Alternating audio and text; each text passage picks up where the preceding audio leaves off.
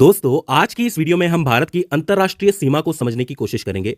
हम ये देखेंगे कि कितने ऐसे समुद्र हैं, सागर हैं जो भारत से जुड़े हैं। इसी के साथ कौन से ऐसे देश हैं जो भारत से जुड़े हुए हैं।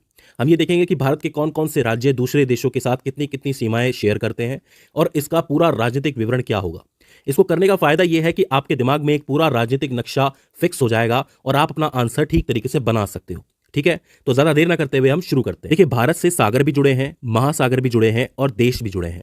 अगर आप सागर और महासागर की बात करोगे तो सागर में आप पूर्व की तरफ देखोगे तो बंगाल की खाड़ी, पश्चिम की तरफ देखोगे तो अरब सागर और दक्षिण की तरफ देखोगे तो आपको हिंद महासागर मिलेगा।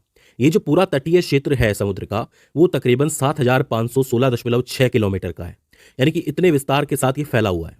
अच्छा, इसमें से भी जो भूमि भारत की मुख्य भूमि है, ये जो आपको दिख रही है, उसकी तट रेखा तकरीबन 6100 किलोमीटर है। और जो भारत के द्वीप हैं, जैसे कि अंडमान निकोबार द्वीप समूह, इसके अलावा लक्षद्वीप इत्यादि, इन सब की तट रेखा 1197 किलोमीटर की। मतलब ये जो द्वीप समूह है, ये भारत से थोड़ा दूर है, इसलिए इनकी तट रेखा थोड़ी सी अलग से कैलकुलेट की है।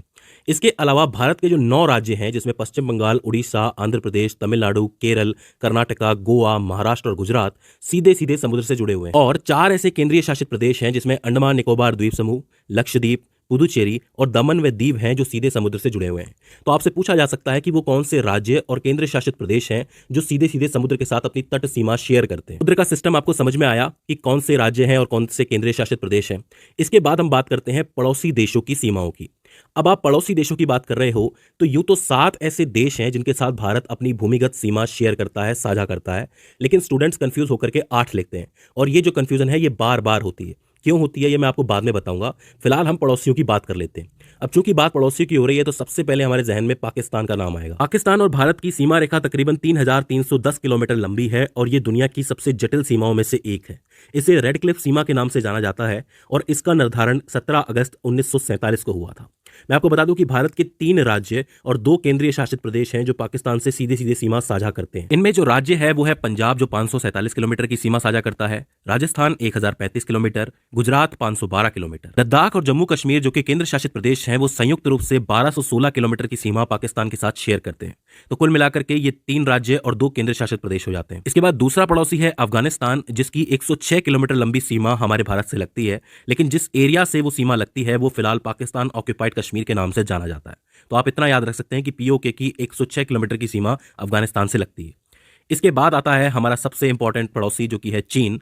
चीन की तकरीबन 3488 किलोमीटर लंबी सीमा जो है वो भारत के साथ लगती है। लेकिन दोनों देशों के बीच में सीमा को लेकर तनाव और अपने अपने मत हैं।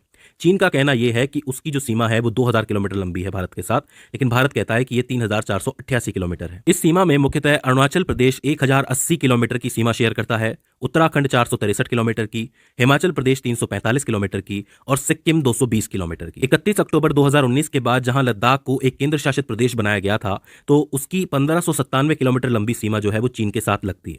इसीलिए इस सीमा के अंकों में थोड़ी बहुत दिक्कत होती ही रहती है। ठीक है, तो ज्यादा टेंशन नहीं लेनी है। इसके बाद हमारा अगला पड़ोसी है नेपाल, और नेपाल से हमारी 1751 किलोमीटर लंबी सीमा लगती है, जिसमें मुख्यतः बिहार के साथ 726 किलोमीटर, उत्तर प्रदेश के साथ 551 किलोमीटर, उत्तराखंड के साथ 275 किलोमीटर, वेस्ट बंगाल के साथ 100 किलोमीटर और सिक्किम के साथ 99 किलोमीटर की सीमा लगती है। इसके बाद जो 5वां पड़ोसी है वो है भूटान, जिसके साथ 699 किलोमीटर की सीमा लगती है। ये बहुत ही इंपॉर्टेंट चीज है। इसके अंदर असम की जो सीमा है वो 267 किलोमीटर की है, अरुणाचल प्रदेश की 217 किलोमीटर की, पश्चिम बंगाल की 183 किलोमीटर की और सिक्किम की 32 किलोमीटर की सीमा है भूटान के साथ। ठीक है, इसके बाद आता है बांग्लादेश। बांग्लादेश की जो भारत के साथ सीमा है वो 4096 किलोमीटर लंबी है। ये पूरी दुनिया में 5वीं सबसे लंबी बॉर्डर लाइन मानी जाती है, सबसे लंबी सीमा मानी जाती है। इसमें बहुत सारे राज्य शामिल हैं, जैसे कि वेस्ट बंगाल 2217 किलोमीटर, आपको पता है ये बंगाल का ही हिस्सा रही है एक टाइम पे, तो 2217 किलोमीटर की सीमा वेस्ट बंगाल के साथ है। मेघालय के साथ 443 किलोमीटर, मिजोरम के साथ 328 किलोमीटर, त्रिपुरा के साथ 856 किलोमीटर और असम के साथ 262 किलोमीटर की सीमा शेयर होती है। इसके बाद आते हैं हमारे आखिरी पड़ोसी, जो कि है म्यांमार। उनकी सीमा है 1643 किलोमीटर की, जिसमें से अरुणाचल प्रदेश की है 522 किलोमीटर, नागालैंड की है 215 किलोमीटर, मणिपुर की 398 किलोमीटर और मिजोरम की 510 किलोमीटर। ये हो जाते हैं वो 7 देश जिनके साथ भारत अपनी जमीनी सीमा साझा करता है। अब जो 8वां देश है जिसके साथ कंफ्यूजन बच्चों को होता है वो है श्रीलंका। श्रीलंका हमारे पड़ोसी जरूर हैं, लेकिन श्रीलंका के साथ हम कोई जमीनी सीमा शेयर नहीं करते, क्योंकि आपको पता है कि श्रीलंका और भारत के बीच में एक समुद्र है, तो इसीलिए कोई ज़मीनी सीमा बनती नहीं है। और ये कन्फ्यूज़न लोगों के मन में बार-बार आता है कि श्रीलंका भी तो हमारा पड़ोसी तो है, लेकिन वो ज़मीनी पड़ोसी नहीं है।